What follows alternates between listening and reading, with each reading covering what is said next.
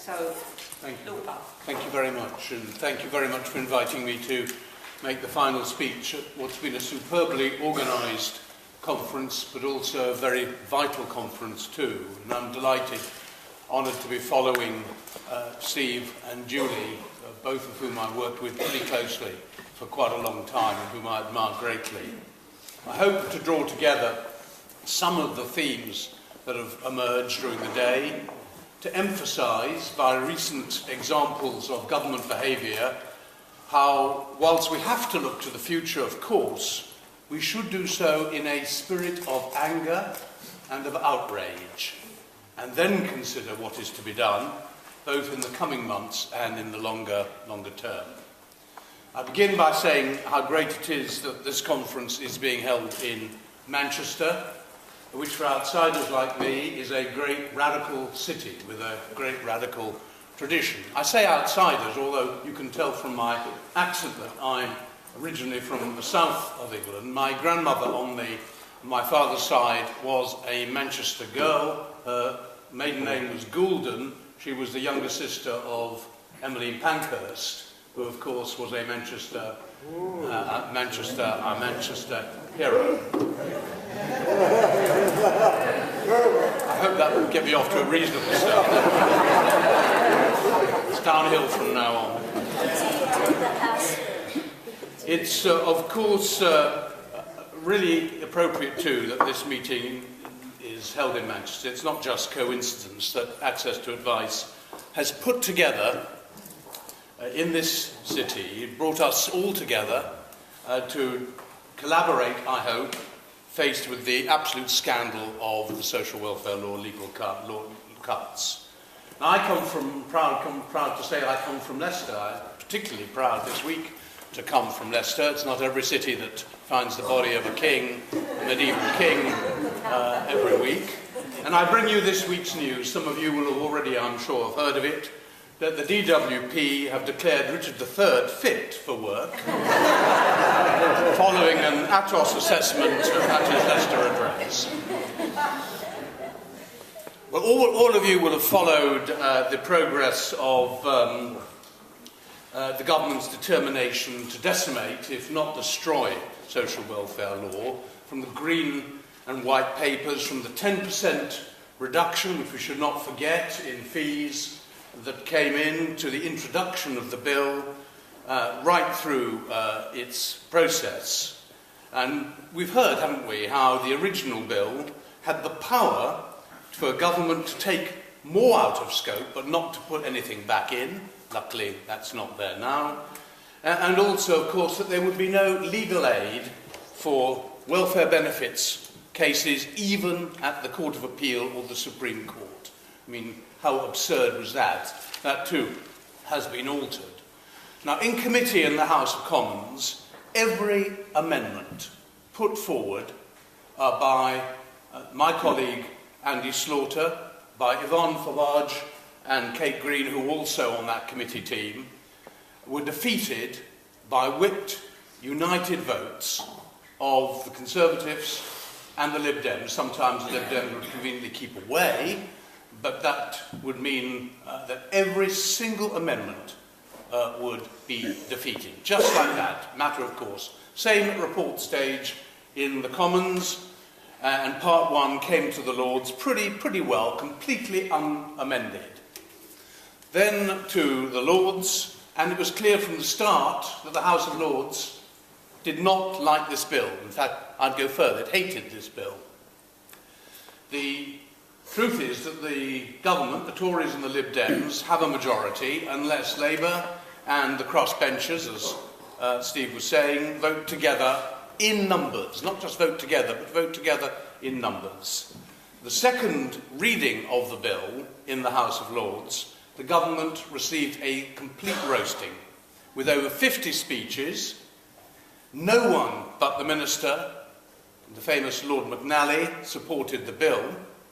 Some excellent speeches from the government side, but at second reading in the House of Lords, unlike the Commons, there is never a vote. So the test would come when the bill came to committee, and particularly to report and also because that's when the votes would take place, and those fine words that were spoken needed to be translated into votes from either Conservatives or Lib Dems. One or two brave individuals, and they are worth mentioning, frankly. Tony Newton, who Steve mentioned, who was a Conservative Secretary of State under Margaret Thatcher, but never a Thatcherite in my view, was actually dying as this bill went through the House of Lords, and he died before it became law. But his bravery, both because of his health and because of his being prepared to speak against what he thought was really wrong, was absolutely outstanding, and we should recognise that. There was also the odd Liberal Democrat, particularly Dee Ducey, who was prepared to move and go against her whip, a very, very strong whip, to get her to vote with the government. But the rest, and even some people who should have known much better because they've spent a lifetime in advice, I'm afraid, fell meekly into line. Indeed, it's interesting to note, and I make this point, that of the Liberal Democrat peers who voted with the government, there was a higher proportion of Lib Dems than of Tories themselves in percentage terms. However, as Steve said, Labour and the crossbenchers voted together to defeat the government a record number of times, including rejecting the gateway proposals, including rejecting the abolition of legal aid for welfare benefit cases, and also widening the definition and the evidential burden as far as domestic violence cases were concerned. And I also just mentioned two names to you: Lord Pannick, superb, one of the best lawyers in the country, who was brilliant, and someone whose name is very well known, Tanny Gray-Thompson, who was the one who actually moved the successful Gateway Amendment at the Lords. Well, the bill went back to the House of Commons, where the government proceeded to use its majority to eventually force through the vast majority of its proposals, using tactics that I will come on to in a moment. So the bill became what? An Act of Parliament in May, start of May last year, and will now, of course, be implemented Part 1 for the most part in what I work out, I'm probably wrong, this is 50 days from coming Monday. So it's right on top of us. As the 1st of April draws nearer, we are already seeing clear evidence of the disastrous effect that the Act will have. CABs that rely heavily on legal aid to provide social welfare law advice are having to cut back, of course, on specialist staff. Birmingham is one example that's been in the news. Another, I think, is much closer to home. The superb CAB that there is in Bolton has already, I think, had to announce a large cut in specialist staff. Shelter, most respected of charities, housing charities, has already announced that 10 offices around the country will have to close. Have to close because of the legal aid cuts. It's really quite unbelievable at a time of acute housing crisis as a result of changes made in the welfare system that the leading charity, the leading advice giver, has to start closing rather than opening centres. Then the decision, of course, taken by the Legal Services Commission, and not much reported, that the ASA, the Law Centres Network, formerly Federation, both crucial central bodies that train, advise, support, breathe life into the advice centres and law centres around the country, are to lose their government grant in one go from the 1st of April. A grant that goes back many years, in the law centres case, since 1980, when governments of both complexions haven't even considered before dropping that. In addition, the CAB at the Royal Courts of Justice that helped many unrepresented litigants will lose its grant too. This amounts to £650,000 per year in all. Frankly, to a government, that is negligible. It's pocket money for a government. To the organisations themselves, though, it's a lot of money, considering the work that they do.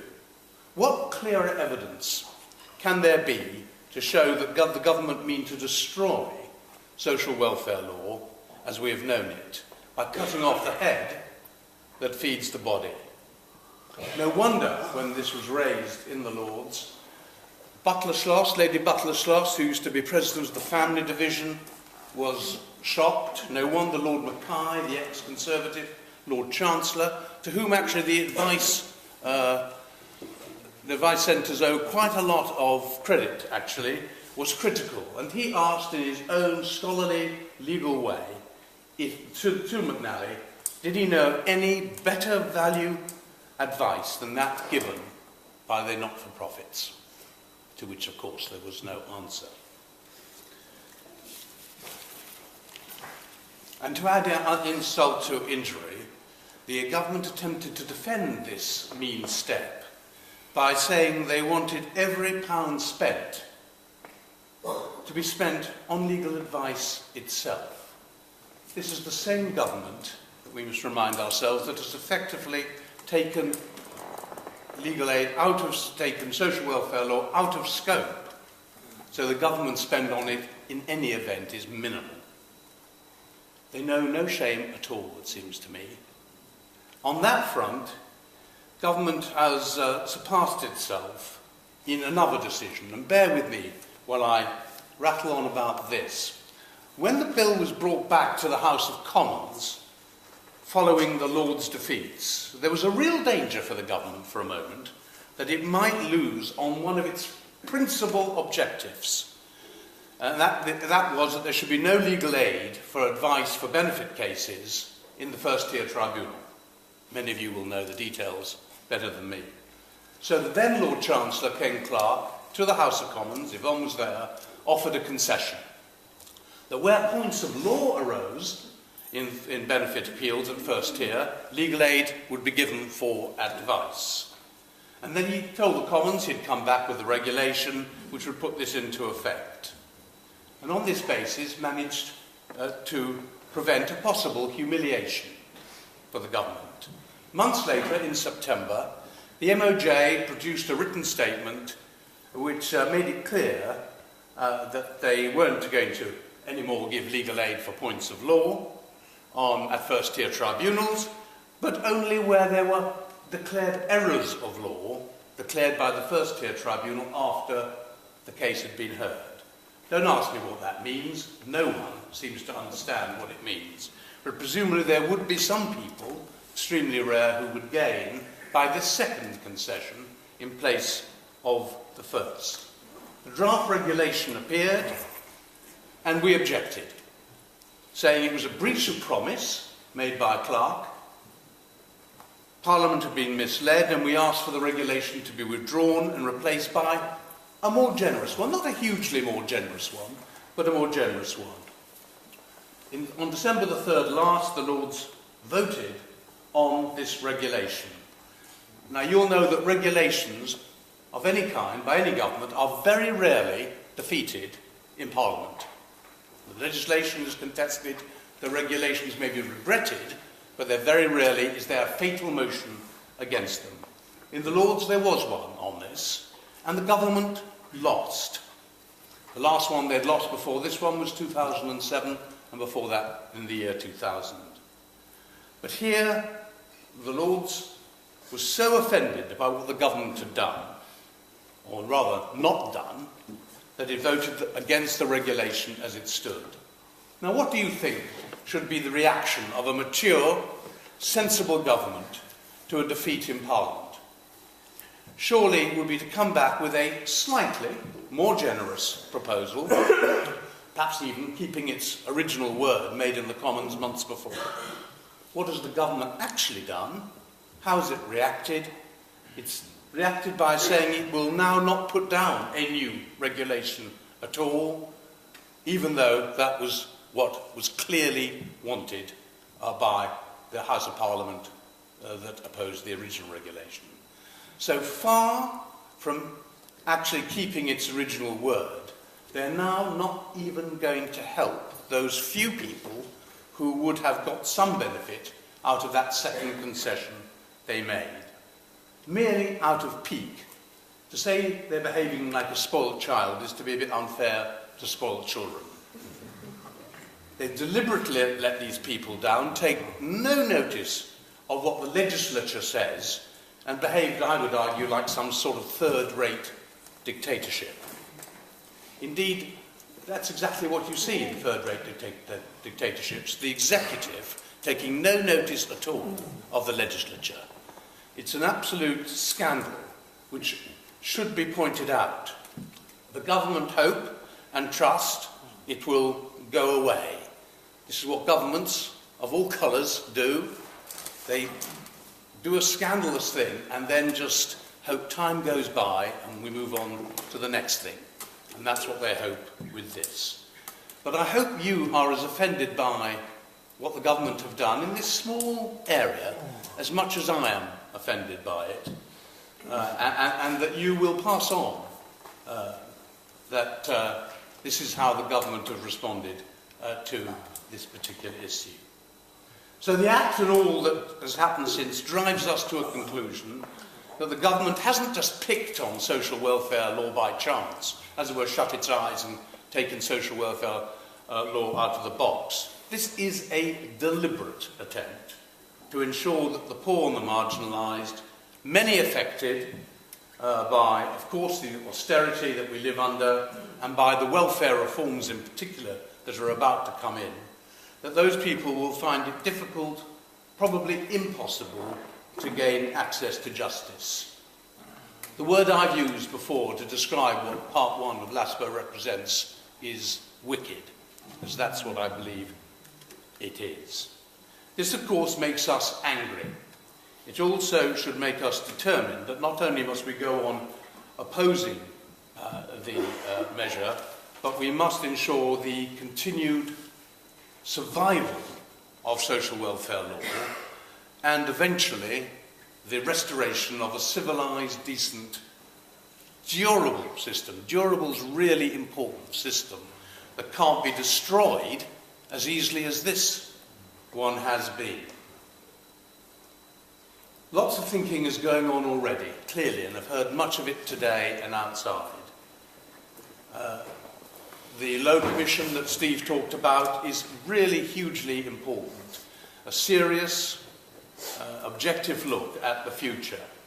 And I strongly advise, if I may, that you write or get in touch with the Low Commission with your views. Monitoring is also absolutely crucial, it seems to me. There's clearly a need for some central body, I believe, to collect and collate the material, whether it's individual cases or the statistics that show what is going on.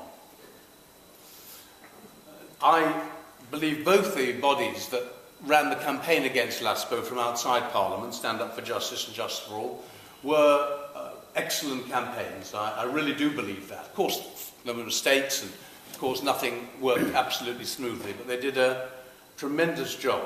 But it will become clear soon that many people aren't getting the early legal advice that they do still at the moment, and that this will have very, very serious consequences for themselves and their families. So the need to provide this detail is absolutely crucial to the Low Commission, elsewhere. But we really, I think, must find somewhere where both the pure, objective, boring stats are present, but also those individual cases that are so important. And I want to briefly just put a plug in for iLegal and Patrick Taunzi over there, who does a superb job in bringing advisors, policy, wonks all together, full of comment and detailed advice about social welfare law and its future. It should be an absolute essential, it seems to me, for anyone involved with social welfare law. And whether you're interested in social media or not, get interested. Even I, who's a complete phone as far as technology is concerned, now have a Twitter account, and you should sign up to iLegal. That is a way of working together which is absolutely essential, as is unity. Listening very much to what Julie was saying, it's absolutely essential. I listened this morning to some of the exchanges about the arguments about social welfare law and its practice in Manchester over the last couple of years. It shows the passion, the strong feelings that all of us feel about this subject. But let's remember, much more important is the powerful enemy that we all share, and that's the seeming determination by government to kill off any view that social welfare law has a significant, or indeed any part to play in our legal system. And frankly, unless we basically stand united in our fight back, then the government will pick us off, will pick you off one by one. As Julie said, they'll set you against each other.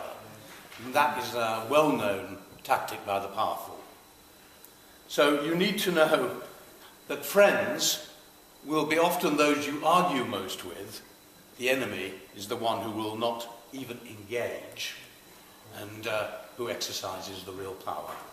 Remember, please remember that, if we remember nothing else in the weeks and months ahead. I must finish in a moment. I can see the chairs looking at me in a rather old-fashioned way. I just want to say very quickly, the next general election is absolutely crucial. Whatever party you support or don't support, or are a member of or aren't a member of, you have a role to play in trying to persuade the parties that they must pledge themselves to at least restore the position as it was before, hopefully to make it better, because social welfare law has always been the poor relation of legal aid. And this will not be easy, because no party, no major party, is going to go into the next election promising increases in public spending. There may well be some awful auction on austerity. So our job is to argue for social welfare law and free legal advice in a clear, unambiguous way to the parties, and we've got to start now. The advantage we have is that it's a very powerful argument, even at the level of economics, the base level of economics. We all know that social welfare law spend actually saves the state huge amounts of money. We know that will be a consequence of LASPO. The public spending will shoot up, actually, when early advice isn't given and people find themselves in terrible trouble, but also in the context of principle too. So please, please, over your politics, for goodness sake, make sure that you're heard by the political parties, and that can't start too soon. Now, all of us, and I'm ending here, believe that it's a duty of government to ensure that access to justice isn't just sort of words, but real, real to all citizens. We secondly also all believe, don't we, that it's quite absurd to have a legal aid system, but somehow one that doesn't apply to social welfare law. And we all believe, thirdly, that it's a duty of government to protect the most disadvantaged in society. It's those central beliefs, I think, that bring us all here together today. And they'll be always much more important than anything that divides us. We do have to fight back. We are absolutely nothing if we're divided. We are a good deal more powerful than we think if we're united. We all agree that a huge wrong is about to happen. A huge wrong. And wicked is not too harsh a word for what is going to happen. So let's resolve in Manchester this afternoon to fight until we once again have a system of social welfare law that we can be proud of.